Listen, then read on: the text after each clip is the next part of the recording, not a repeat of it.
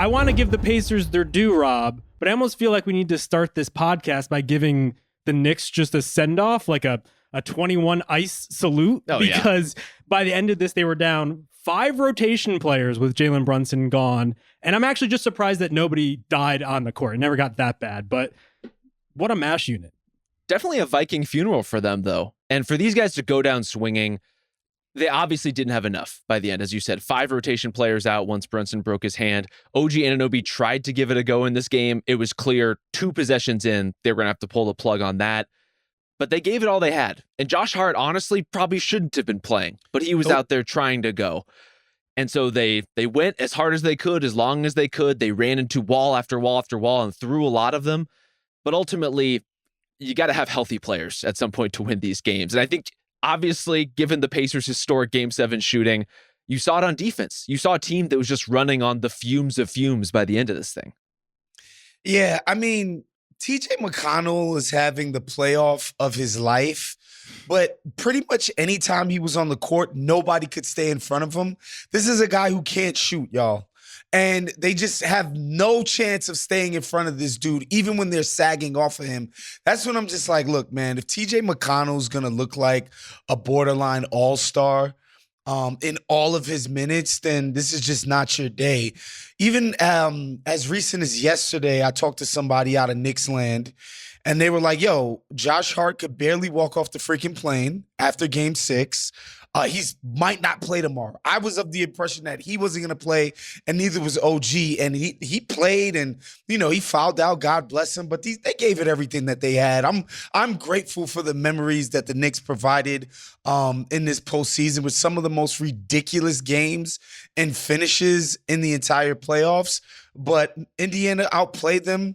They were borderline dead in Game 3. Like, that's how crazy this is. Their season was on the brink. Nembhard bobbles, barely catches a ball, splashes a 3 from 30 feet away, and now they're in the Eastern Conference Finals. Just amazing, man. Credit to the Knicks because they did kind of counterpunch in that third quarter. Third quarter got it down to like 7.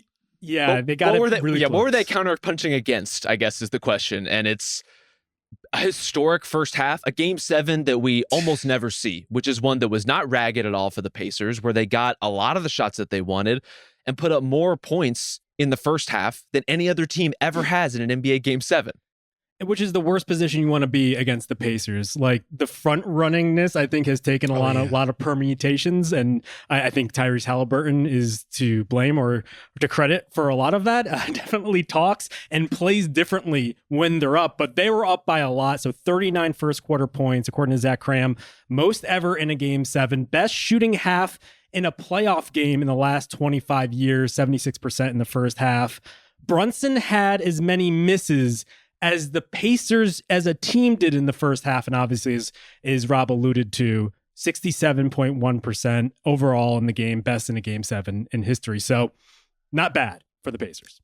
Not bad. And a team that's this young, too, right? This is the first playoff run for Tyrese Haliburton, for Andrew Nembhard, for Isaiah Jackson, who, if he played for any other team, would be a folk hero like many of these Knicks guys are, right? A game-changing energy player who the Pacers absolutely needed. And the contributions that they got across the board. And look, Waz, I want to issue one correction. You need to be more respectful to TJ McConnell, who can shoot within 12 feet.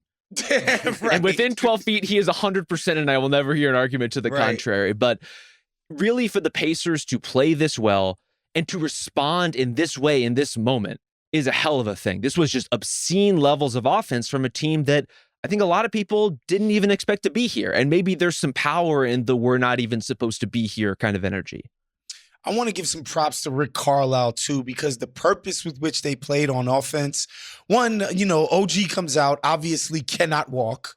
That lasts like all of 3 minutes. He had his little Willis Reed moment, excuse me, and it was just obvious. It wasn't working. Then Tibbs is like, all right, we're going to put Hartenstein on Siakam, which left, a much smaller guy on Miles Turner. And they just knew exactly where they wanted to attack. And I think the Knicks never really caught up with what Haliburton wanted to do. Haliburton is basically turned himself into a Reggie Miller movement shooter, but sprinkles in a driving kick as well. once he catches it, he's looking to just fire that thing. And I don't think the Knicks really responded until late, where you saw them get a few deflections, turned him over when he got deep into the paint and still tried to pass it. But the Pacers were so locked in on how to attack the Knicks today. They were just very well prepared, man, and it showed. Yeah, Justin, I know we've had a lot of questions about Tyrese Haliburton finding his moments and being aggressive in some of these games. I thought there was that one shot towards the very end of the first quarter where he sprinted cross court to basically take the ball out of TJ McConnell's hands and immediately fire up a three. It's like that guy understands what the assignment is today. I think Haliburton tends to be different when a couple deep shots go in, especially from the jump. He just tends to have a certain momentum and confidence in his game after he hits a few deep balls. And I think he was like 4 for 5 or something like that. He hit the first couple of them, and then things just kind of snowballed for there. Siakam got him started. Haliburton followed suit. And really, that was the game. And like, obviously, the Knicks came back, and the Pacers pushed forward at the end there. But it's just like the team just plays differently when they're up early, and things just like they move better, the ball moves better, and the players just play with just more zest and zip, which is what we were used to in the regular season. Yeah, but I thought they did respond to those inevitable Knick runs better than we've seen at earlier points in this series. And look, what an education this has been for the Pacers in these playoffs. For Haliburton, learning what kind of scorer he needs to be in games like this, the kind of problem solving they had to do defensively against Jalen Brunson throughout this series, and Aaron Nesmith really stepping to the fore in that regard. And to that matter, like just figuring out which role players were ready for this. Nesmith and Nembhard and TJ McConnell and Jackson, those guys all came up huge. And to start the regular season, TJ McConnell was not in the rotation. Throughout the season, Isaiah Jackson was not in the regular rotation. These are guys who emerged over the course of the year and in these playoffs and have a lot of staying power with their effort and their energy and just their savvy in these games. Yeah, I said, not only were they well prepared, but the pace with which they play, right? They didn't fall into the trap of, all right, the Knicks are trying to muddy this thing up, sloppy this thing up. Siakam was catching it off of misses, just attacking his guy, getting a shot up within like 5 seconds of the shot clock ticking off. Like they played with so much purpose today that you got to tip your cap to them, man. Like, look, are they a traditional conference final level team? I guess the next series will let us know when they play, obviously, the best team in the East all season, the Boston Celtics. But today, the Game 7, like, because when you guys mentioned this, when I think about Game 7s, I think about the Cavs and the Warriors in 2016 for the championship, where it was just such a slop fest, rock fight. 6 minutes of both teams barely scoring. Yeah, period. And today was not that. They played so loose and free. Like, man, I'm impressed by what they did today.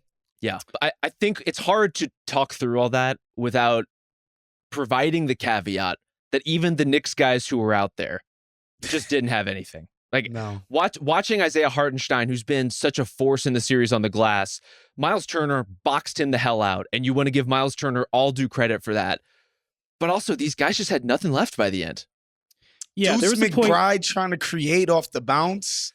Yeah, there was a point in that third quarter where they rallied back, where I believe the lineup was Brunson pre-handbrake, Josh Hart with his ab issue, Deuce McBride, Alec Burks, and Precious Achiuwa, the latter of whom were spotty in the rotation. Burks didn't play until he absolutely had to, and there was no one left to do that. And so, like, the Knicks were really down to their last guys, and they did play. I wouldn't say they were quite the Jordan rules in that quarter, but at the very least, they were making the Pacers earn it, play through the physicality, have to go to the line in order to do so. And so, credit to the Pacers for at least meeting that physicality and that toughness that the Knicks had provided throughout this postseason, and responding and kind of just shooing them away. But it was telling that Alec Burks came into this game, basically scored at a point-a-minute pace, and was really the only guy on New York's roster that was not stuck in mud the entire game. And it's just because he doesn't have the same attrition and minutes load and nagging injury that all these other guys have. DiVincenzo dropped 40. He had a really good game. He was the only I person stand corrected. I want to back that it up. had a I want to nice back game. it up. Don't disrespect the Italian stallion. I like would that. never. I would never, was. But yeah, nobody had anything, man. And Zay was making jokes before the podcast that Julius Randle is one of the worst playoff players of all time. It's a great thing that for the Knicks that he didn't get any minutes. I think he would have helped. I'm not saying he would have played at like, because in the regular season, since he's been a Knick, he's played at like third team All NBA levels. I don't think he would have played at those levels in these playoffs, but I think it would have helped to have somebody who could do something with the ball, man, like who could attack a mismatch, attack a closeout, just somebody that could create some level of juice that wasn't Brunson.